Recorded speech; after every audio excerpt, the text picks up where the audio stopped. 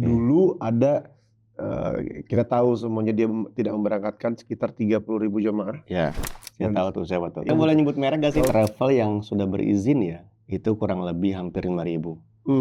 Travel yang tidak berizin itu bisa sampai 2 kali lipatnya. Astagfirullahaladzim. Ini dilihat oleh beberapa oknum Nah, menjadi opportunity untuk bisnis sehingga mereka membuat travel bodong. nah, Ya, dia jual dengan harga yang murah. Iya. Sangat murah, tidak masuk akal. ada broker yang punya allotment hotel, ada broker yang nyari-nyari hotel. Paham gak, Seth?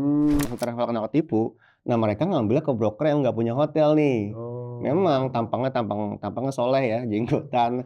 Nah, ini nih yang harus masyarakat tahu, jamaah-jamaah umroh harus tahu bahwa sok silahkan kalau mau berangkat umroh mandiri, tapi beli tiket, beli hotel, bisa harus sama travel. Kenapa? Muasasah di sini.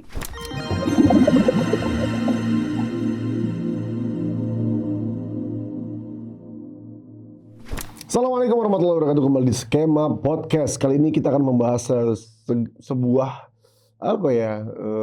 kegiatan yang sangat dekat dengan masyarakat Indonesia, terutama masyarakat Muslim, yaitu adalah perjalanan umroh. Dan kali ini kita mendatangkan seseorang yang sangat memahami akan masalah umroh, yaitu Mas Wahyu dari Travel Al-Manasik. Siap. Masya Allah. Ustadz Alfi. Aduh, jangan dong. Ustadz lah. Penampilan udah kayak Ustadz ya. Nggak ada dong. Jenggot Ustadz, tinggal dikasih kopi aja. Nggak usah, itu teman saya jenggotan bukan Ustadz tuh. Ini kan udah jelas kemejaan. Iya, tapi kan antum kan brandingnya Ustadz muda. Allah, Allah, ya kan. Nah, nanti kualat kalau nggak manggil antum Ustadz nanti. Udah. Ini panjang ntar nih. La ilaha illallah. Ustadz, lanjut Ustadz. Oh ayo. Ya. Kantor di mana? Kantor kita di Pondok Lapa, Duren Kelapa. Sawit ya, Jaktim. Artinya travel dari mulai tahun? Yang brand Al-Manasik ini mulai dari 2003. Cuma saya berkecimpung di dunia umroh ini dari 2014. Sama berarti kita. Sama. Tapi nggak ketemu ya. Kita satu angkatan berarti ya. Betul. Masya Allah. Kan masalah ini kan masalah travel umroh. Ya. Atau masalah umroh itu kan adalah isu negatifnya, adalah betul. positifnya. Kan? Betul. Dan jamaah Indonesia adalah salah satu jamaah terbanyak. Iya, betul. Betul. Jadi kalau kita lihat di sana tuh sampai orang-orang Saudi tuh bisa bahasa Indonesia. Iya. Sebab emang dari kita banyak dan sering. Setuju. Ya kan? Setuju. Masya Allah. Dan ada orang-orang yang mulai tidak percaya lagi dengan travel. Apalagi belakangan ini ada isu travel yang nggak jelas nih. Iya. Terus tidak memberangkatkan ini. Dulu ada kita tahu semuanya dia tidak memberangkatkan sekitar 30.000 jemaah. Ya, saya tahu tuh, saya tahu. Iya. Kita boleh nyebut merek gak sih? Nggak usah. Oke, kan udah ini ya, ingkrah ya keputusannya ya. Betul. Itu kan teman-teman kita juga. Oh iya betul, kita sama-sama nyari rezeki di situ ya. Iya. Oke. Cuman kebetulan mereka terpleset. Mungkin ya, kita berhusnuzon aja, la ilaha illallah, astagfirullahaladzim.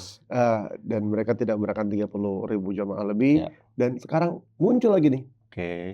Ada satu travel yang tidak memberangkatkan sekitar 1.500 jamaah. Ini kan membuat masyarakat, ini travelnya gimana nih? Secara look oke, secara brandingan bagus. Tapi kenapa begini? Nah, kita ini sebagai pembisnis, apalagi Mas Wahyu yang memiliki travel umroh, bagaimana cara untuk membangkitkan atau menaikkan lagi trust daripada masyarakat yang ingin berangkat umroh? Oke, tadi Mas Alfi, Ustadz Alfi, sorry. Ustadz Alfi, enak lebih afdal Ustadz Alfi. Ustadz Alfi bilang jamaah Indonesia adalah salah satu jamaah terbesar, betul? Betul. Berdasarkan data, per tahun itu kita bisa di angka 900.000 sampai 1,3 juta. Per tahun? Ya, masuk dalam kategori terbesar. Ya. Yang kedua, sekarang ini lagi hot isu ya. Ya semua udah viral di media sosial karena memang apakah berdampak kemarin ya konflik global yang sekarang kita ketahui nih antara perang Iran dengan Israel Amerika. Tentu bagi kami itu sangat berdampak ya, sangat berdampak. Makanya kemarin tuh di bulan Syawal ada lebih dari ribuan, bukan hanya 1.500, lebih dari 3.000 yang memang mereka tuh gagal berangkat gara-gara sebagian memang ada cancellation dari pihak maskapai karena ada pembatasan penerbangan. Jalur udara ditutup, mau nggak mau pesawat nggak bisa lewat. Ya. Bahkan waktu di awal Maret ya itu ada kurang lebih 5.000 jamaah, 5.800 jamaah yang tertahan di Jeddah karena mereka nggak bisa pulang. Transit mereka? Transit. Dan itu biasanya yang terkena dampak pesawat-pesawat transit. Kayak yang transit ya Etihad, Emirates, Qatar, itu mereka kena dampak. Tapi yang transit lain seperti Oman masih bisa terbang. Oman, terus... Oman Air, dia transitnya di mana ya? Oman Air tuh di Muscat. Oh iya, di Muscat. Iya, mereka kan kalau kemarin itu kan sempat Abu Dhabi kena. Dibom ya sama Iran, makanya kan bandaranya total tutup. Jadi mereka nggak bisa berangkat. Sampai extend tuh kebanyakan ada yang 5 hari, ada yang 7 hari. Terdampar mereka di bandara tuh? Ada yang di bandara, kalau travel bertanggung jawab mereka diinapkan di hotel. Nah untuk diinapkan di hotel, itu pihak maskapai itu nggak bertanggung jawab. Betul. Karena dengan alasan first mayor kan. Kalau first mayor kan asuransi itu nggak cover, termasuk asuransi. Kita kan juga punya 2 asuransi sebenarnya nih. Kita berangkat umroh, kita punya 2 asuransi. Yang pertama asuransi visa, yang kedua asuransi perjalanan dari pihak swasta. Dua-duanya ini nggak bisa kita klaim karena dengan alasan first mayor. Ya ujung-ujungnya travel yang harus mengeluarkan kocek lebih. Oke, gitu. Sorry, asuransi visa ini contohnya apa? Kayak misalnya ada kejadian apa? Asuransi visa kalau misalkan jamaah ternyata sakit selama di Saudi, nanti masuk rumah sakit itu gratis. Tinggal hanya menunjukkan paspor aja. Oh itu bukannya sempat saya dengar bahwa ada rumah sakit yang di Saudi itu kalau jamaah sakit emang free buat jamaah. Iya, karena memang sudah ini tercover visa itu. Asuransi visa. Mau masuk rumah sakit mana aja free. Mau sebulan, mau 2 bulan free. Silakan. Kalau mau perpanjang lagi 3 bulan juga nggak apa-apa. Free, selama di sana free. Gitu. Tapi kalau misalkan kayak kejadian first mayor, nggak bisa terbang karena cancellation dari maskapai, itu nggak bisa di cover oleh asuransi. Termasuk kayak penginapan selama di Jeddah maupun di Mekah. Itu. Berarti otomatis si jamaah tersebut ketika terdampar di bandara, mau tidak mau ataupun ketika travelnya mampu mengcover, di cover. Iya, itu lagi-lagi pilihan ya. Travelnya mau sejauh mana berkorban. Kalau misalkan beliau mau mati-matian berkorban, tentunya ditempatkan di hotel selayaknya memanusiakan jamaah. Betul. Tapi kalau memang ada keterbatasan atau pihak travel itu tidak mau menerima risiko yang lebih jauh, ya mau nggak mau mereka menginapkan di bandara. Tentu kosnya itu lebih murah kan dibandingkan nginap di hotel. Ya paling cuma makan doang. Paling cuma makan, ya. Makan biasanya ya diatur di cover sama pihak maskapai. Kalau makan biasanya, tapi kalau misalnya penginapan tuh enggak. Tuh. Yang kedua tadi Ustadz Alfi membahas mengenai ini marak nih. Ada salah satu travel ya. Kita nggak usah nyebut merek lah ya. Yang gagal memberangkatan sebenarnya misalnya di mana sih ya? Tentunya masing-masing travel agent mempunyai dapur masing-masing. Betul. Dan saya juga nggak berhak buat masuk terlalu dalam. Betul. Tapi kalau kita menilai dari kacamata seorang pelaku usaha travel umroh haji, sebenarnya mungkin ada kesalahan di manajemen. Mungkin ya, mungkin salah. Kalau salah ya mohon dikoreksi. Ya memang yang saya tahu juga travel itu juga kebanyakan menggunakan pesawat transit. Pesawat transit. Karena kan memang kebanyakan ya harus landing ke Dubai dulu ya. Dan kemarin pesawat transit itu kan memang banyak kena dampak ya. Tetapi ada juga beberapa yang memang menggunakan pesawat transit tetap berangkat. Mungkin itu yang menjadi pertanyaan jamaah. Ya di sana kok bisa berangkat, sama-sama menggunakan pesawat transit tapi bisa berangkat. Kenapa di sini nggak bisa berangkat? Nah itu yang saya juga kurang paham. Itu mungkin ya di manajemennya yang mungkin ada kesalahan atau seperti apa, kita juga kurang paham.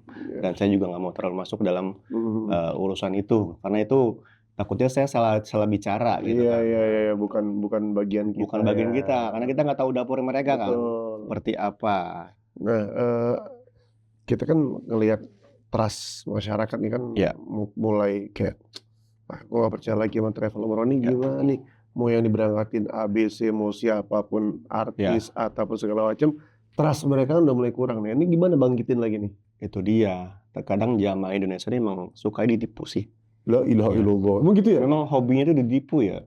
Kenapa gitu? Udah tahu ya, dulu kan kejadian tahun 2017, tahu kan? Ya. Ada bahkan 3 travel itu. Benar. Satu travel udah masuk pengadilan nih, tapi masih tergiur juga dengan harga yang murah. Masuk lagi dia. Masuk lagi. Naik lagi ke pengadilan. Nggak lama dari situ masih aja zaman Indonesia itu daftar ke biro travel yang memang menjanjikan harga murah, kena lagi. Ya kan saya bisa menilai bahwa orang Indonesia, zaman Indonesia ini hobi ditipu.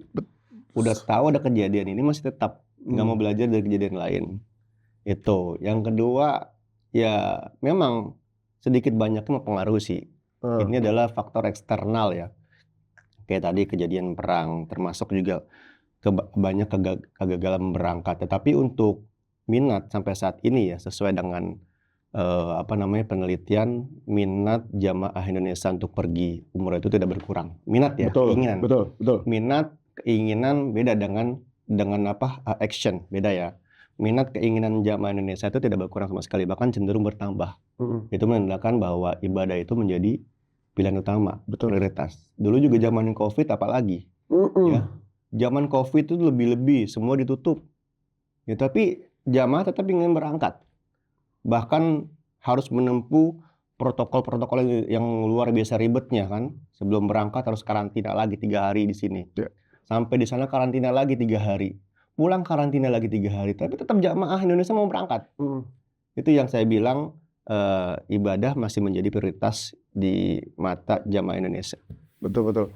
Dan karena masyarakat Indonesia ini sangat religius. Ya. Kan kalau di Pancasila ketuhanan yang Maha Esa. Betul. Ya kan? Ya. Dan karena sila banyak pertama lagi. Sila pertama kan. Dan antusias masyarakat Indonesia ini kan sangat-sangat pengen umroh. Wah, ibadah, ayo ke tanah suci. Kita kalau belum haji udah umroh dulu. Ini dilihat oleh beberapa oknum. Menjadi opportunity untuk bisnis sehingga mereka membuat travel bodong. Ya kan? Ya. Sekarang kalau Ustadz tahu, travel yang sudah berizin ya, itu kurang lebih hampir 5.000. Travel yang tidak berizin itu bisa sampai 2 kali lipatnya. Ajib. Karena kebanyakan gini, orang merasa kayak itu mudah mendirikan biro travel umroh. Berangkat sekali, berangkat 2 kali, pulang dia coba buat ngumpulin jamaah. Ya, dapat jamaah sekali dia mendirikan perusahaan travel umroh. Tapi dia nggak memahami bagaimana nanti misalkan kayak kejadian kayak gini nih. Orang bilang kalau lu mau mendirikan travel umroh haji lu harus punya ibaratnya ada dana cadangan. Betul. Nggak berani ya, nggak semudah itu karena kejadian-kejadian yang kayak gini nih, lu harus punya dana cadangan. Betul. Ya, dan itu dana yang nggak boleh disentuh. Setiap travel tuh wajib. Ya. Minimal berapa? Minimal 1M 2M. Itu wajib. Dana cadangan yang kita nggak apa-apain. Takutnya kejadian kayak gini. Ya kemarin juga penerbangan saya juga terdampak termasuk. Kita penerbangan kepulangan travel saya ya. Kepulangan itu tiba-tiba di cancel karena memang kepulangannya pakai Qatar. Di cancel, full refund memang. Cuma kita harus mencari harga tiket yang 3 kali lipat lebih mahal dibandingkan harga tiket awal. Yang di refundnya cuma 5,9 tiket PP, tiket pulangnya doang. Kita harus cari tiket yang harga tiketnya 18 juta. Nombok. Itu resiko. Iya. Resiko. Gitu. Pokoknya bermain travel ini jangan sembarangan. Jangan juga. Iya, kayaknya orang lihatnya mudah nih, enak nih. Iya, gitu. Karena kan di sebagian kepala orang ya. Iya. Orang berpikir, wah bisnis travel ini paling menggiurkan. Betul. Udahlah ibadah, duit banyak. Betul. Udah berangkat ya. Kayaknya lihat owner travel kayak makmur, kayaknya ya. Tapi dia nggak tahu gimana dapurnya. Stres. Dia nggak tahu ya. Owner travel tuh waktu tidur cuma 2 jam, Ustaz. Betul. Kalau antum mau tahu, antum kalau mau jam 3, jam 4, jam 5 masih hidup, Ustaz. Pernah ngalamin masih bangun. Ada pernah ngalamin. Jam 6 masih bangun, bener. Karena tuh, betul. Jamaah nyampe, nih check-in gimana? Nah, itu dia. Betul. Walaupun ya ibaratnya Anda punya staff ya, punya tim, tetap kita nggak tenang, Ustaz. Iya. tetap kita tenang. Betul. Ya, ini jamaah udah benar-benar masuk kamar belum nih? Sampai jamaah masuk kamar kita baru bisa tidur. Betul. Waktu operasional kita kan beda ya, beda 4 jam. Ya, kadang tuh jamaah sering nyampe di sana tuh jam 11 malam. Kita Di sini subuh. Di sini jam 3, Ustaz. Subuh. Iya, jam 11 malam tuh baru sampai hotel, belum selesai. Karena baru bisa tenang kalau udah jamaah udah masuk kamar. Udah, clear. Masuk kamar setelah jam 11 nyampe, check-in bla bla bla segala macam. Ya jam 1-an. Jam 1-an ya. Bahkan anak tidur jam 6 baru tidur. Jam 6 pagi baru tidur. Ya, benar. Walaupun ibaratnya kita punya tim ya, tapi kita nggak tenang saat gitu. Setiap ada kedatangan tuh kita nggak tenang. Asli. Nih kadang-kadang nih yang punya travel dulu pernah ngalamin nih. Jamaah nyampe check-in nih gimana nih mereka? Betul. Ini terus besoknya mau city tour. Iya. Ini makan mereka udah gimana? Betul. Coba dicek lagi. Udah belum makanannya? Jangan sampai ada yang kurang. Lebih boleh. Berapa lebihnya? Iya. DP atau lunasin. Iya. Bayar lagi segala macam. Dan ini semua demi kenyamanan jamaah. Iya. Makanya Ana selalu bilang ke jamaah, Bapak Ibu kalau misalkan nanti ada komplain WA ke saya. Nomor saya kan ada Buya di grup ya. Ana selalu masuk di grup set. Ajib. Iya, Ana selalu masuk. Turun biar langsung. monitor. Ana bilang ke tim Ana, kalau sampai ada jamaah yang WA Ana berarti kerja kalian gak bener. Nah gituin. Bukan kalau sampai ada jamaah yang WA ke Ana, nanti antum akan Ana maki-maki, nah gituin. Ajib. Ya alhamdulillah itu minimal. Ya walaupun ada kadang 1, 2 gitu. Langsung lo tegur. Perbaikin. Kalau ada salah minta maaf ke jamaah langsung. Iya, benar. Saya bilang gitu. Karena jamaah adalah raja kan. Wah iya, ini masalah usaha di umroh haji ini bukan hanya kita bertransaksi dengan manusia, Ustaz. Dengan Allah, Ustaz. Betul. Tanggung jawabnya itu luar biasa. Betul. Mengenai ibadah, mengenai pelayanan itu tanggung jawab luar biasa. Betul sekali. Dan itu tadi saya bilang tadi bahwa oknum ini melihat ini sebuah kesempatan atau opportunity untuk membuat usaha. Udah yang penting jamaah berangkat, gue dapat margin besar. Betul. Dia bikin travel bareng, mohon maaf lahir batin, dia jual dengan harga yang murah. Iya. Sangat murah, tidak masuk akal. Dan itu banyak sekali. Gak masuk akal. Ya. Masyarakat mohon maaf, tolong ini adanya konten ini untuk mengedukasi seluruh masyarakat. Tolong ketika berangkat umroh, cek dan recheck lagi nih. Kok bisa murah tiketnya? Ya. Salah satu tiket bisa murah keberangkatan umroh adalah caranya subsidi. Betul. Dia mengkorek dari awal. Sistem Ponzi ya, Ustaz ya. Sistem Ponzi. Gali lubang tutup lubang. Betul. Ya. Ini cepat atau lambat akan gulung tikar. Betul. Nah, kok bisa murah? Tapi kan dia berangkat, sebelumnya berangkat. Kebetulan berangkat. Ya. Kebetulan berangkat. Yang di awal aku daftar berangkat. Tapi kita kan gelombang nih. Akumulatif. Terus-menerus. Betul. Nah, kemudian kita kalau pengen cerdas, pengen umroh kan kita pengen ibadah. Ya. Tolong cari travel yang benar. Ya. Kalau misalnya duitnya kurang, ayo sabar tabung lagi pelan-pelan. Ya. Karena di sana juga kita kan beribadah pengen ikhlas. Ya. Jangan sampai bergumam, ngedumel. Karena ada satu kejadian juga kemarin teman berangkat. Dealnya apa, travelnya sama hotelnya apa? Misal contohnya, hotelnya bintang 5, bayarnya gede banget bayarnya. Nah, karena dia kebetulan mampu, dia bayarnya tuh. Sampai di sana, subhanallah dikasih bintang 3. Berarti nggak sesuai dengan akad. Ya, orang-orang yang tidak amanah ini. Nah, kita harus cerdas juga melihat ini. Betul. Jangan sampai ibadah kita jadi ibadah bodong juga. Ya. Maksudnya ibadah bodong? Ya akhirnya dia beribadah bergumam mati, gue gak ikhlas sama dia. Betul. Betul. Bagaimana kita ibadah Allah terima kalau kita di dalam hati rusak ibadah kita sih. Rusak ibadahnya. Nah, ini harus kita telah lagi, kita harus tahu bahwa banyak travel yang jujur, yang bagus, yang amanah, dan ada juga yang bodoh atau hanya mengambil keuntungan. Betul. Dari masyarakat. Maka tolong teman-teman atau masyarakat cerdas dalam memilih travel. Terus karena kita ini berangkat ke tanah suci untuk urusan kita dengan Allah Subhanahu Wa Taala. Setuju. Kalau semuanya lancar, kita akan bahagia. Begitu. Dan karena banyaknya travel yang seperti itu kan, masyarakat ada yang komen di Instagram atau di sosial media, wah ini begini begitu, negatif lah segala macam, trustnya berkurang. Nah, eh, ada pernah dialami sama Mas Wahyu nggak? Kayak misalnya ke travel manasik ini, apakah mereka ini bagaimana? Apakah mereka detail Ya. mencari tahu itu?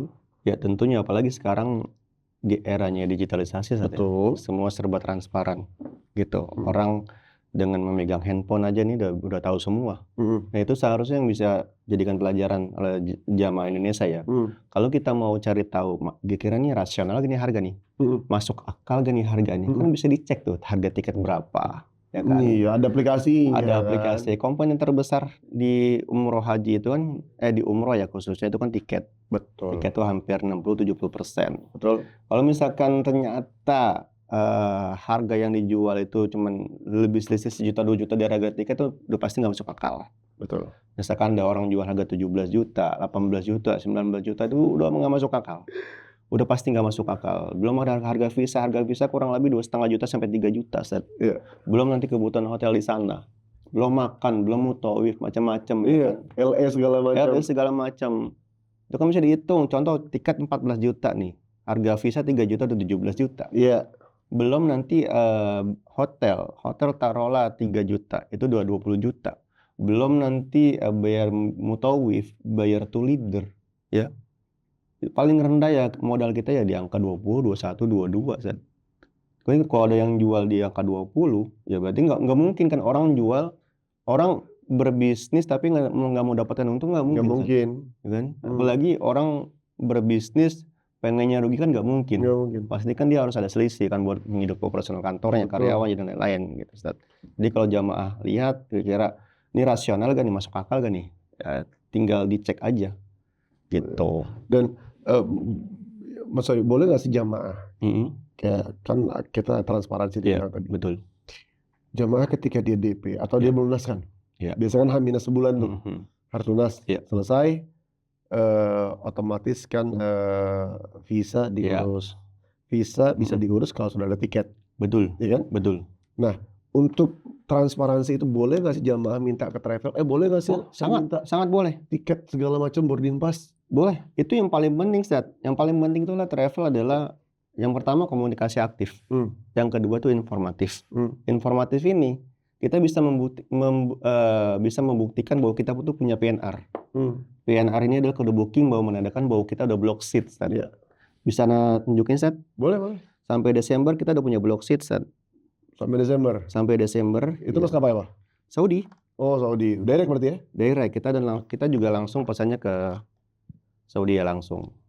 Ini contoh, lihat entah itu. Contoh, Ustaz.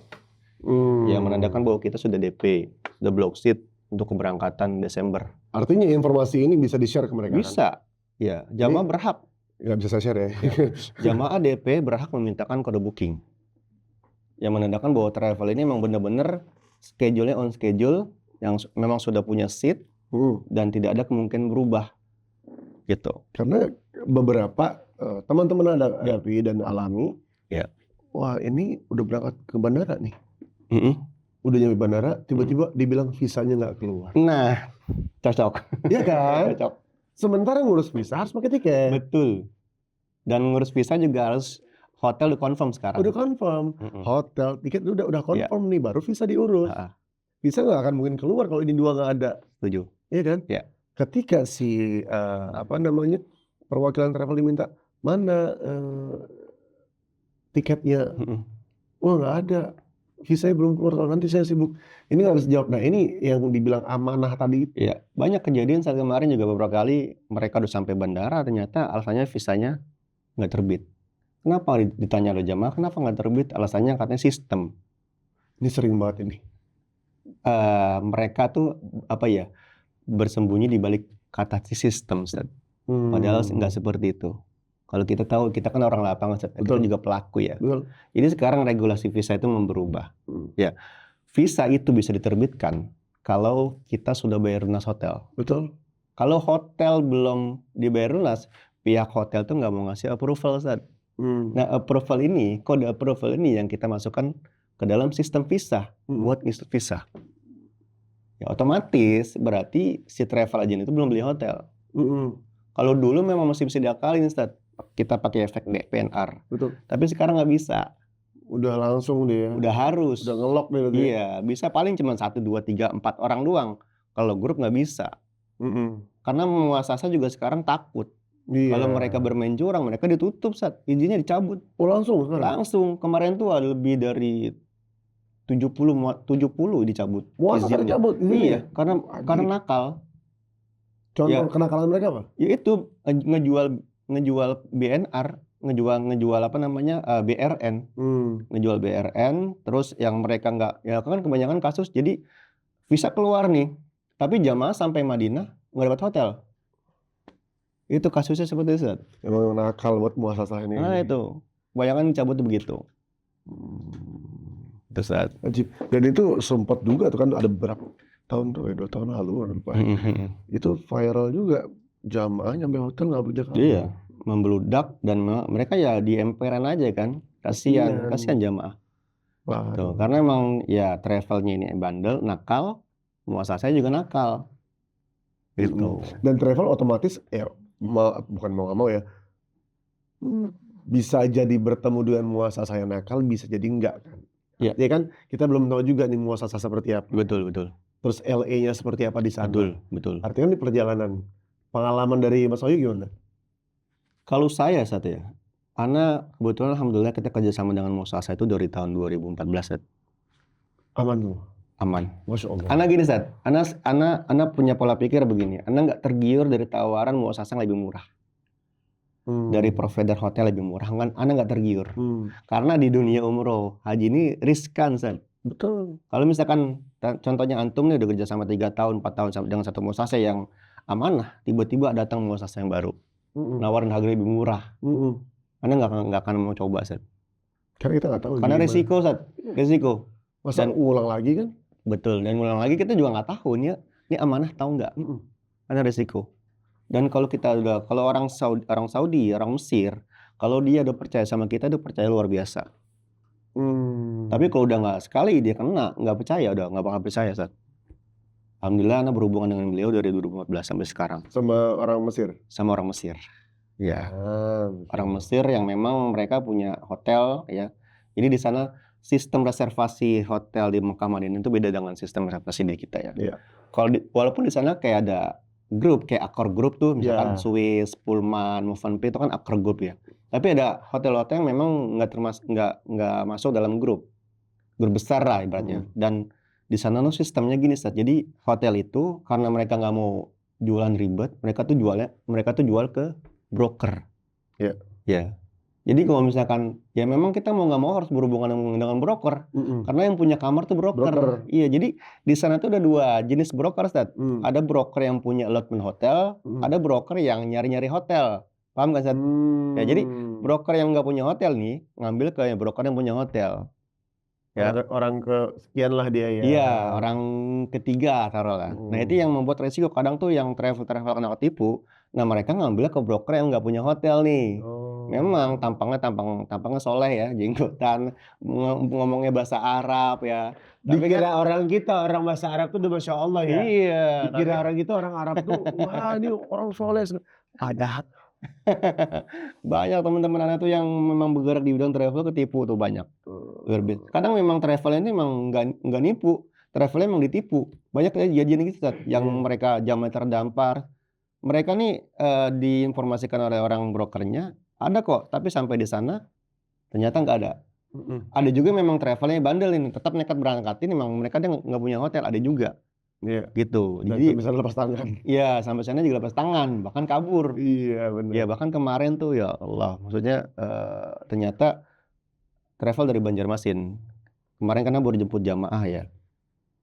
Dia di apa namanya di Hotel Soekarno-Hatta itu udah masuk ke 3 hari. Kenapa? Karena tiket pulang dari Jakarta ke Banjarmasin itu tuh ditipu pada saat.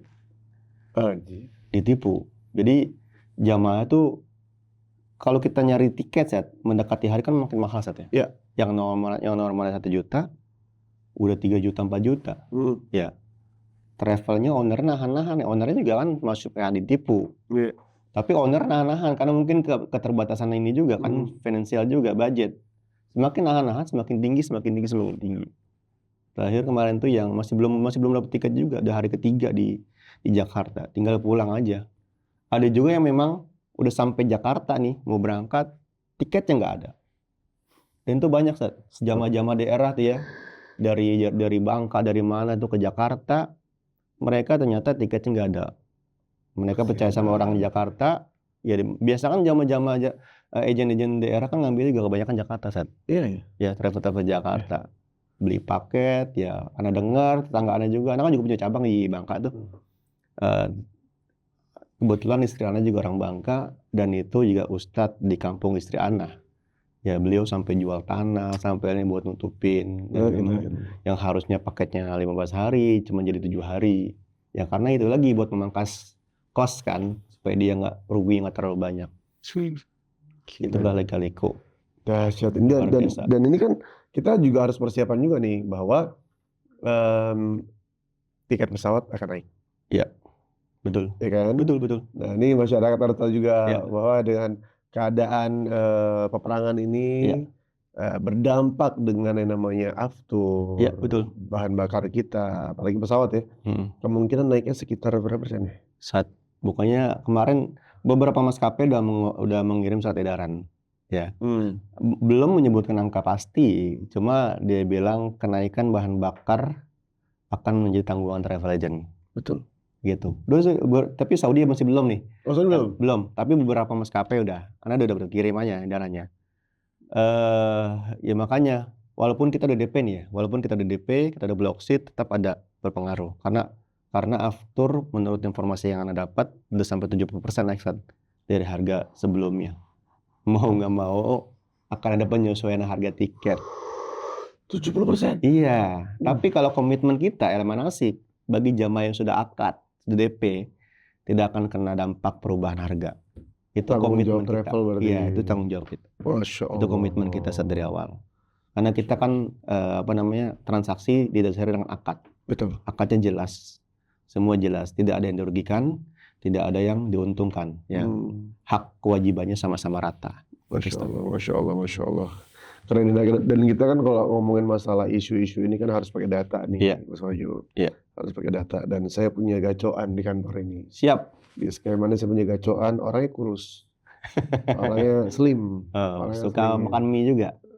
Itu kan gacoan. Wah. Masuk nih. Bercanda bapak-bapak udah masuk nih. Mantap. Nih orangnya Masya Allah. Orang teman saya kalau ngemil sore. Mas Ade. Lupa. Mas Ade, kamu coba Mas Ade. Sekarang ada Mas yang sangat-sangat Masya Allah ini. Assalamualaikum Mas Wahyu. Waalaikumsalam. Ustadz. Kemarin lu manggil gua gak itu? Karena edisi umroh. Bahasan deh Ustadz jadinya. Gak usah ikut-ikutan lu. Lu komitmen. Masa Mas Wahyu manggil lah Ustadz, saya manggil lah Chief, gak nyambung. Janganlah udah. Ini beda tempat. Kan di sini kita gorengnya CEO. CEO ya, Chief. Nah, Dek, terkait data-data masalah umroh, isu-isu ini apa yang lo dapat? Nah ini sih, Ustadz, kalau kita lihat ya dari data, apa nih? Jangan start. Jangan start. Oh iya, astaga. Tapi doa lo Ustaz. Al-kalam nisfu doa ya. Wa na'am. Sadaqta wa na'am. Walakin. Menolak doa. Di hadil makan. Farik. Ya Chief nih. Ya dah, dari sisi data ya, kita ngeliat soal umroh, kita tarik data sebulan terakhir ini Masya Allah. Apa tuh? Kalau kita lihat total perbincangan itu hampir 1 juta. Oh, iya. Apa aja? Ada 1 juta, 760 ribuan, tapi dari sisi jangkauan ya ini hampir 500 miliar orang, Pak. 500 miliar. Atau 2 kali populasi orang Indonesia. Indonesia cuma 270 ribu. Reach-nya itu 500 juta. Soal umroh, reach-nya ya. Di data kita. Ngomongin apa? Kalau reach itu berarti kontennya dikonsumsi dilihat orang. Dilihat orang ya. Itu sampai 500 juta. Nah ini menggambarkan sebetulnya konten soal umroh itu udah jadi tren digital, eksistensi ya. Udah jadi orang suka update konten dan itu ditopang oleh mostly TikTok. 50%-nya ada di TikTok. Orang suka konten video pendek ya. Ustaz kan juga viral kan. Video pendeknya terkait umroh. Nah ini Termasuk di situ? Termasuk. Oh. Yang viral ada video umroh ya. Yang Kan itu untung kan- yang viral video umroh tuh. Emang apalagi yang viral. Ampun Zat, ampun. Bisa di framing dong. Di framing banget Mas Wahyu ini, Mungkin Masya video Allah. lagi dakwah. Iya, Masya Lagi Allah. ceramah. Ada juga lagi viral kok. Ada juga lagi viral. Kayak gitu. Dan itu mostly dari tadi ya TikTok, video pendek. Orang suka membagikan tadi aktivitas ketika umroh, kisah inspirasi yang menyentuh. Tapi soal kegelisahan juga ada ya. Nanti kita bahas lebih lengkap lagi. Nah ini memang kalau dari tren ya, ini terus naik bertahap sampai puncaknya itu di awal April soal pemerintah buat kebijakan, belum kebijakan sih, wacana baru. Soal war tiket. Nah ini nanti kita boleh nih. Pelaku usaha juga merespon nih. Gimana ya kalau bikin war tiket ya? Nah itu. Bisa dibuka nih. Malam ini jam 12 akan kami buka pembelian tiket haji. Iya, yang nggak kebayang jamaah daerah Sat. Nah iya yang nggak punya akses internet. pelosok yang kurang sinyal. Kasian ya. Iya. Berarti kan tidak adil ya. Tidak merata lah ibarat. Udah pakai Starlink ya. Starlink. Kan bener Mas Wahyu tuh gimana tuh kalau war tiket tuh? Kalau war tiket sebenarnya idenya itu kontroversi menurut Anda Sat ya. Idenya itu ya kalau misalnya kita bicara skupnya kota-kota besar masuk akal. Betul. Ya, war tiket ini tujuannya apa sih kita nggak tahu, yang tahu cuman Beliau ya. Gus Menteri doang tahu kan. Cuma emang maksudnya karena kebanyakan gini Sat, mereka yang sudah memang masuk daftar antrian dihubungi berangkat, kebanyakan mereka memang belum siap secara finansial. Ya, menunda tahun berikutnya. Begitu. Nah, mungkin maksud Gus Menteri ini adalah kenapa diberlakukan war tiket yang sudah siap secara finansial. Yang sudah siap secara finansial, dia berangkat. Tapi yang belum siap secara finansial, walaupun misalkan antriannya sudah mendekati, ya mau nggak mau ya kegeser. Mungkin maksudnya itu, Sat. Biar si kuotanya nggak sia-sia kali. Biar kuotanya nggak sia-sia, biar mungkin kerjaannya lebih praktis, nggak 2 kali gitu. Ya plus minus lah ya. Plus minus ya, cuma kalau menurut kita ya masih belum bisa diterapin lah. Belum sekarang kan. Belum sekarang ya, kecuali ya tadi teknologi sudah masuk menyeluruh ya, pedesaan pelosok. Ini kasihan nanti jamaah-jamaah daerah yang mereka juga pengen berangkat. Mungkin mereka juga sudah cukup secara finansial, tapi karena kurang update-nya informasi seperti ini, akhirnya nggak kebagian jatahnya gitu. Iya betul. Karena daerah juga masih banyak juga orang berfulus kan. Banyak Sat. Iya. Orang daerah tuh punya duit ya. Mereka jual tanah, jual sawah, jual ternak, dikumpulin ya untuk berangkat umroh atau haji, Sat. Betul. Itu prestis buat mereka. Betul. Bukan mobil, bukan rumah mewah, bukan, tapi status umroh, status haji itu yang nilai tertinggi, impian tertinggi buat mereka itu. Betul. Masya Allah. Makanya kurang ajar kalau ada travel yang menipu kan. Apalagi yang ditipu tuh orang-orang yang memang kepengen berangkat, ngumpulin duit sedikit demi sedikit. Iya. Itu luar biasa. Untuk travel yang kayak begitu, tobat nggak? Tobat. Uang itu nggak berkah. Betul. Tobat. Aja deh. Dan menariknya ini soal war tiket ini memang dari tahap kajian ya, masih kajian. Ada pengajian. Pengajian. Asal katanya sama sih kajian. Ada 2 skenario gitu kalau kata Gus Menteri ya. Pertama itu lewat kalau ada penambahan dari kuota yang diberikan Arab Saudi. Sementara ini kan sekitar 220.000 ya, koreksi jika salah. Dan yang kedua, jika ada penambahan kuota di luar kuota yang 220.000 ini, mungkin bisa masuk di situ. Karena kan yang 220.000 ini udah ditungguin nama yang ngantri udah 26 tahun. Betul. Ini udah ada yang ngantri kayak gitu. Kalau bisa tiba-tiba masuk yang war tiket, gimana nanti nih? Ya, itu yang jadi pertimbangan. Hati-hati ya, kadang-kadang kita kebijakan tahun lalu juga sama kan, dapat kuota tambahan 20.000, tapi karena salah kebijakan masuk. Iya. Arahnya gitu. Aduh, anget ya air nih. Iya, benar. Niatnya sih mungkin ya, kita nggak tahu ya. Mudah-mudahan benar. Mudah-mudahan benar. Tapi eksekusinya Reset. Itu dia, takutnya di situ aja. Nah, menarik ya, next boleh kita soal isu yang utama ya, perbincangan itu tadi benar sih udah disinggung juga oleh Mas Wahyu ya, soal dampak perang Iran tentu, dan ini sungguh membuat masyarakat gelisah utamanya ya yang mau umroh. Apalagi ini nggak cuma jamaahnya, tadi pelaku travelnya juga lebih-lebih gelisah gitu. Ada di data di perbincangan netizen pemilik tour travel itu ya, travel umroh itu dia sampai curhat harus menanggung sekitar 5 bus ya. Satu bus itu 40-50 orang jemaah untuk dia cover ya. Karena ada tadi cancellation, keterlambatan, mereka harus cover kayak gitu. Jadi benar-benar ya itu tadi bikin gelisah dan ini nyata gitu. Dan tapi selain itu juga ada kisah positifnya soal inspiratif ya, kisah-kisah inspiratif ketika orang bisa berhasil umroh. Ada juga misalnya yang paling viral itu kisah bos rokok ya, bos rokok HS Muhammad Suruh itu dia mengumrohkan 150 karyawan. Ketika setelah kecelakaan beliau nyampe ke pabriknya, kalian semua diumrohkan. Kayaknya belum kenal sama Nasik tuh. Wah. Boleh tuh. Bos antum belum kenal sama saya. Kita ngobrol ya. Nah ini juga ada war tiket, umroh mandiri. Nah ini menarik juga nih, umroh mandiri itu juga dapat perhatian publik ya. Bagaimana tentu dengan pro kontra ya, mulai dari pro-nya mungkin lebih kepada mereka soal fleksibilitas, terus juga sharing karena komunitas ya tips and trick, tapi juga ada soal kegelisahan misalnya gimana sih prosesnya, terus tahapannya, bahkan ada ya tambahan-tambahan biaya tak terduga kayak gitu. Nah mungkin nanti juga dibahas oleh Mas Wahyu ya. Tapi itu kalau menurut Anda nih, kalau umroh mandiri, sok silahkan, bagus itu umroh mandiri. Tapi beli tiket, visa harus dengan travel. Kenapa? Karena ketika dia berangkat sendiri, let's say dia beli di satu platform, dia beli tiket pesawat, dia ajukan visa sendiri. Once ada kejadian atau hal yang kita nggak mau atau nggak diharapkan, yang meninggal di sana, itu nggak diurus jenazah. Betul, setuju. Jenazah tidak diurus. Karena apa? Nggak dikubur itu, Ustaz. Dikubur kan, tapi tetap ditunggu sekitar semingguan. Kadang penanggung jawab kan, muasasah itu punya penanggung jawab, kan begitu? Betul. Yang ini nih belum ada kan, informasi kayak gini.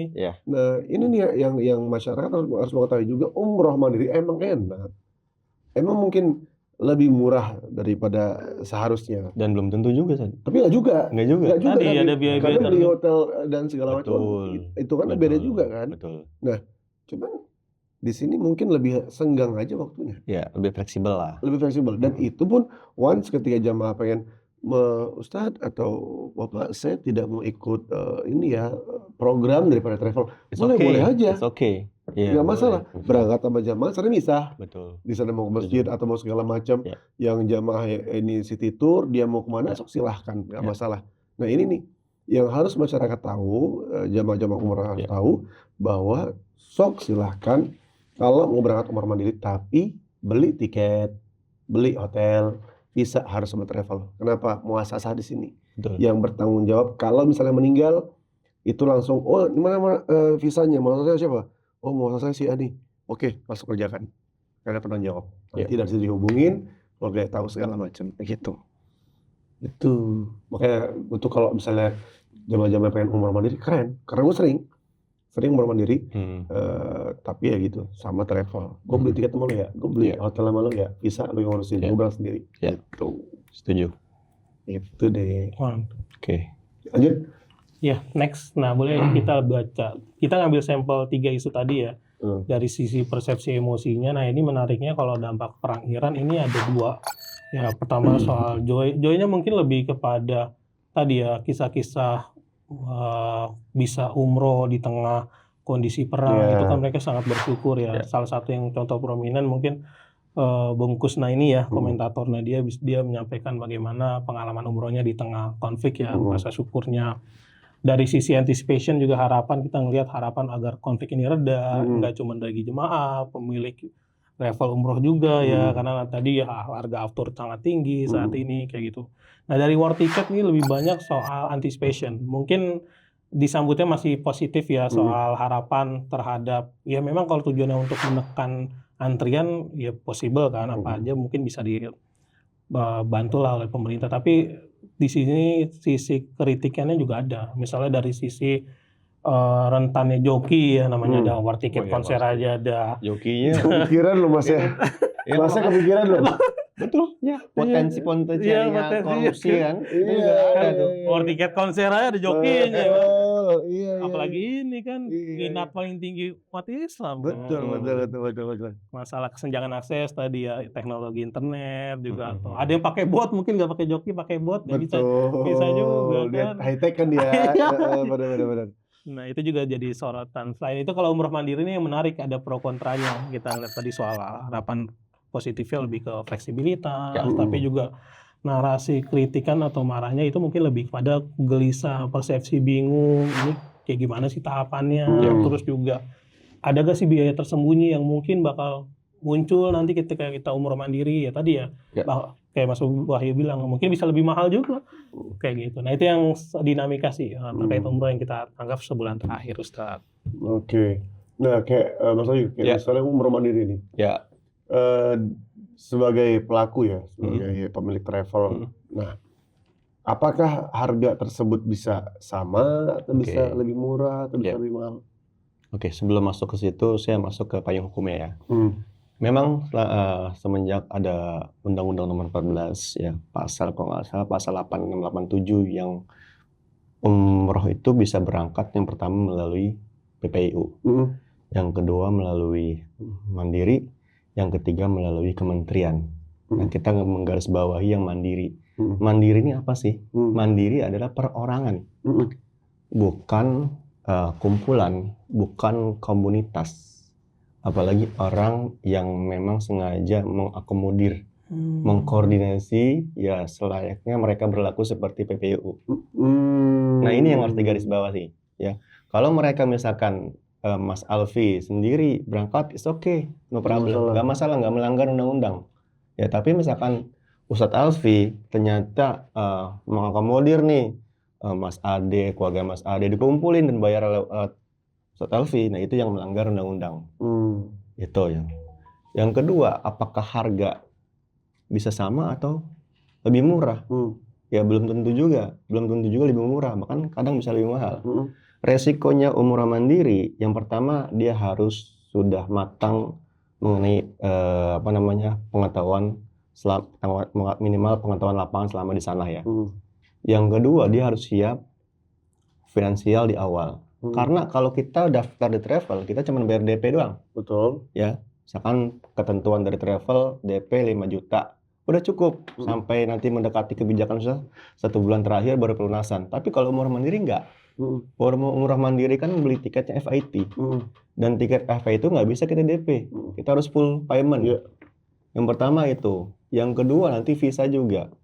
Ya, itu tadi kalau umroh mandiri mereka tuh kebanyakan ya tetap mereka nggak bisa lepas dari travel, nggak bisa. Mereka ngajuin sendiri ke muasasah nggak bisa.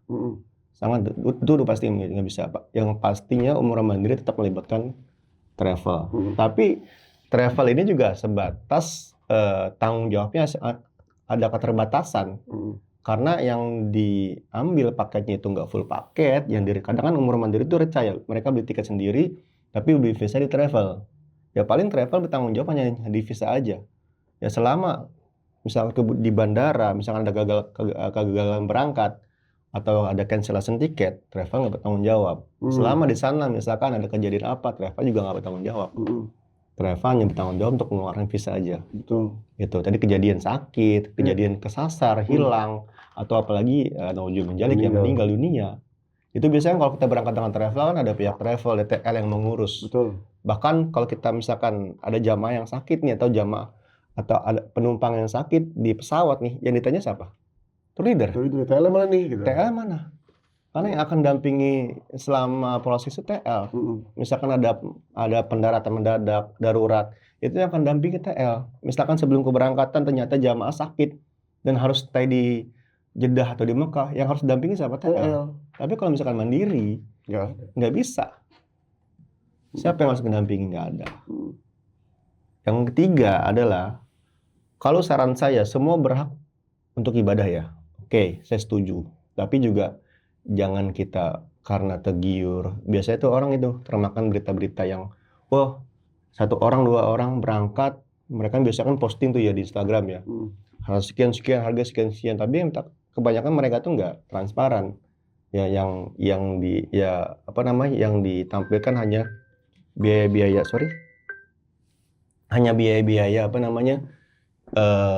utamanya aja. Ya kan tiket promo itu nggak setiap waktu tuh ada. Betul. Kadang tiket promo itu cuman 1 sampai 7 doang. Sisanya nggak harga normal. Nah, mereka yang ngeposting tuh emang mereka kebetulan dapat tiket promo, tapi kan nggak semua orang punya kesempatan nih dapat tiket promo kan. Kayak tadi war tiket tuh kan. Nggak semua orang punya dapat kesempatan buat dapat tiket promo. Itu yang kadang tuh disalahartikan oleh kebanyakan masyarakat Indonesia. Kesannya tuh kayak murah. Tapi pas ketika mereka melakukan hal itu ternyata harga lebih mahal. Gitu.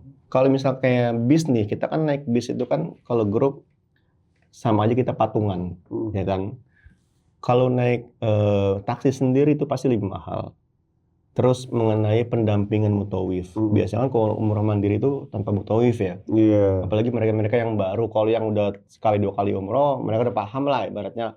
Ya umroh ibadahnya rukunnya ini, runtutannya ini. Tapi orang yang baru dan nekat langsung umroh mandiri, terkadang mereka bingung. Habis dari sini kemana lagi nih? Iya, nanti prosesnya gimana? Dan banyak memang ya rukun-rukun umur yang dilanggar. Gitu, Set. Larangan umroh itu ditabrak. Akhirnya ya gimana umrohnya berkah. Iya, kalau lewat travel kan ada yang mengingatkan kan. Ada yang mengingatkan, ada yang mendampingi. Gitu. Tapi ya sah-sah aja umroh mandiri itu sah karena ada payung hukumnya. Iya. Itu sah. Cuman kita ngambil tenang dan nyamannya. Umroh ini kita cari habis Ustaz. Ketenangan, kenyamanan. Kita mau ibadah, Ustaz. Ya, kita mau ibadah beda kalau kita mau ke Kuala Lumpur atau kemana gitu. Bukan jalan-jalan kayak biasa. Bukan. Memang umroh adalah wisata, tapi wisata dari kecil. Betul, Ustaz. Umroh itu kan haji yang kecil. Betul. Nah, tapak tilas daripada jejak Nabi Muhammad SAW, kemudian ziarah ke makam Nabi Muhammad SAW. Ini untuk menghidupkan hati-hati yang mati. Iya, setuju. Nah, jangan sampai ketika kita niatnya menghidupkan hati-hati yang mati, ada orang-orang yang memanfaatkan tersebut. Punya travel bodong yang tadi dibahas. Kemudian jangan sampai ketika niatnya menghidupkan hati-hati yang mati, dia malah urusannya siapa yang bertanggung jawab sama dia nggak ada. Dia sakitnya ada yang ngurusin, dia butuh ini nggak ada yang nemenin, kayak kemudian ada hajat-hajat apapun itu, terlebih dia pertama kali umroh. Jadi kalau misalnya umroh setuju, kalau umroh mandiri sok silahkan. Karena gini Ustaz, orang lain tuh yang pelaku-pelaku yang mengumpulkan umroh mandiri ini pengennya praktis. Karena gini, mendirikan travel umroh itu nggak murah, Ustaz. Betul. Biayanya tuh banyak. Betul. Dan prosesnya itu panjang. Izin ya, bahkan izin travel umroh tuh banyak yang jual. 400 juta, 500 juta. Izin haji sampai 1,2 M. Karena emang pengurusan itu kita mahal ya biaya. Kita harus ada biaya audit akuntan publik, ada biaya bank garansi, ada biaya sertifikasi dan lain banyak. Gitu, Ustaz. Makanya mereka gua bisa kok ya. Memang selama ini ya aman-aman aja kita kan, tapi kan kita nggak tahu nanti ke depannya gimana. Mereka kadang nabrak aja tuh regulasi dari pemerintah. Padahal kan ancamannya kan nggak main-main, Zat. Ancamannya itu penjara, denda 6 M atau penjara 5 sampai 6 tahun. Apalagi ancaman itu nggak main-main gitu. Apalagi jamaah yang kabur. Nah itu paling musim-musim haji. Banyak tuh. Banyak, Zat. Banyak kabur. Banyak. Mau kabur kemana, Ustaz? Jadi dia kabur, dia tuh misalnya dia masuk Saudi, kan paspor tahan sama kita nih. Paspor kita pegang. Mereka ini kabur, kalau nggak dia di antara masih daerah Saudi, Jeddah dan segala macam, dia bisa jadi ke Irak. Ada juga di sana memang ada penadah, Ustaz. Jadi kayak ada rumah gitu. Misal, makanya tuh dulu kan masih sistemnya itu masih ngurus visa lewat kedutaan. Pokoknya kalau jamaah dari Madura sama jamaah dari Makassar, NTB, dilihat dulu nih. Dicek dulu, di cross check dulu. Kalau di umur di bawah 60 tahun harus di cross check, tapi kalau di atas 60 tahun nggak mungkin mereka kabur. Kebanyakan begitu. Yang dari Madura mereka kabur, ada yang nampung di sana. Jadi pekerja ilegal. Betul. Yang dari Makassar, 3 daerah itu yang masuk zona merah. Sampai sekarang juga tuh kadang, wah ini dari Sampang nih, coba dicek dulu nih gitu ya. Ditelusuri dulu, atau kalau lu mau aman, kita buat ini perjanjian. hitam atas putih. Kalau sewaktu-waktu kabur atau apa harus kayak gitu. Soalnya nanti yang dicari tuh travel ya. Iya, denda. Denda Sat. Denda. Lumayan itu. Nggak hanya denda, dicabut izin kita. Oh, izin cabut ya? Izin cabut.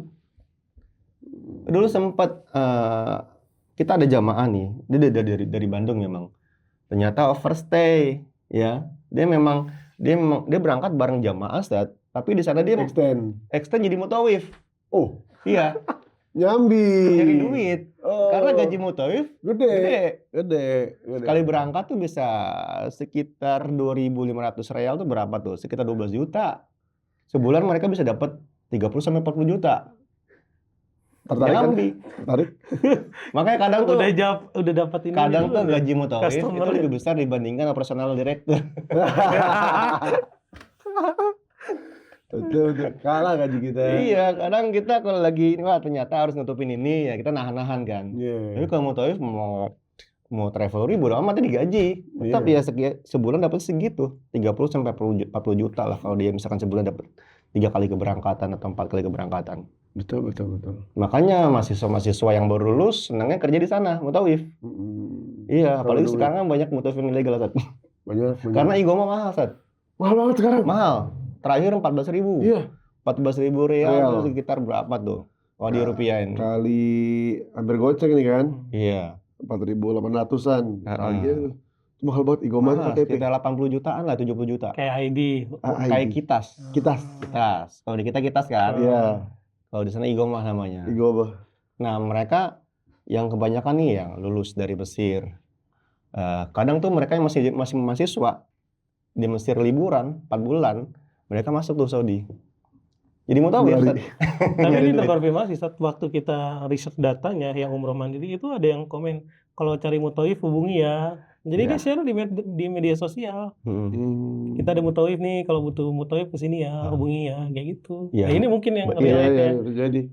Karena visa itu kan berlaku kan maksimal 3 bulan ya, 90 hari. Nah mereka sebelum habis balik lagi ke Mesir tuh. Cas lagi. Keluar, balik lagi. Iya, makanya kadang-kadang aduh enak juga ya jadi mutawif ya. Tapi masa owner belum pikir jangan dong, jangan. Justru kita tuh berpikir bagaimana memiliki lapangan pekerjaan yang luas untuk mereka orang. Dan mereka itu menjadi mutawif yang resmi. Iya. Insyaallah. Mungkin ada kata-kata closing dari Mas Wahyu? Closing apa ya? Yang itu tadi sih menurut saya ya, buat seluruh jamaah Indonesia hati-hati dalam memilih travel ya. Harus pastikan yang pertama adalah izinnya terdaftar nggak di Kemenhaj. Dulu kan Kemenak ya, sekarang Kemenhaj. Itu bisa dicek kok. Atau kalian bisa ketik nama travel, biasanya itu udah ada namanya, terus ada izinnya, ada nama direkturnya. Pastikan. Yang kedua adalah kantor. Ini travel punya kantor apa enggak? Kalau nggak punya kantor atau kantor seadanya berarti ya ini abal-abal nih. Ya. Yang ketiga adalah kalian bisa lihat track record, bisa dicek di Google Maps. Kan tuh ada review tuh, Google Maps tuh biasanya jujur, Sat. Google Maps adalah kalau misalkan ada orang yang head comment itu nggak bisa kita hapus. Kalau Instagram kan bisa kita hapus tuh ya, kalau Google Maps enggak. Bisa lihat juga media sosialnya, track record cek keberangkatan, apakah sering ngeberangkatin, gitu, Sat. Jadi Sat lebih hati-hati aja. Apalagi sekarang ya banyak oknum-oknum yang tanda kutip yang mereka nggak tanggung jawab, mereka hanya memikirkan untung semata, tapi ketika ada kerugian mereka nggak mau tanggung jawab. Gitu ya, Ustaz. Oke. Adik? Kalau saya sih ngeliatnya, Ustaz ya, ini kan umroh ini minatnya gede banget ya. Di data kita juga hampir 1,5 miliar orang menyaksikan konten terkait umroh ya. Udah jadi identitas digital kita dan tren gaya digital lah. Nah karena itu tadi ya soal harus hati-hati. Terus juga pemerintah juga ya menyikapi misalnya isu-isu baru, wacana-wacana kebijakan baru nih perlu dikaji lebih dalam lagi sebelum dilontarkan ke publik kayak gitu. Oke. Kalau dari saya pribadi, untuk masyarakat tolong cerdas dalam memilih travel. Harga murah bukan suatu hal yang indah. Harga murah justru mungkin bisa membuat kita susah. Sayangi harta Anda, sayangi diri Anda, dan jaga niat Anda. Pilih travel umroh yang sesuai pada tempatnya. Saya Alfel Fandi. Saya Wahyu. Saya Ade Supriyadi. Sampai bertemu. Assalamualaikum warahmatullahi wabarakatuh. Waalaikumsalam warahmatullahi wabarakatuh.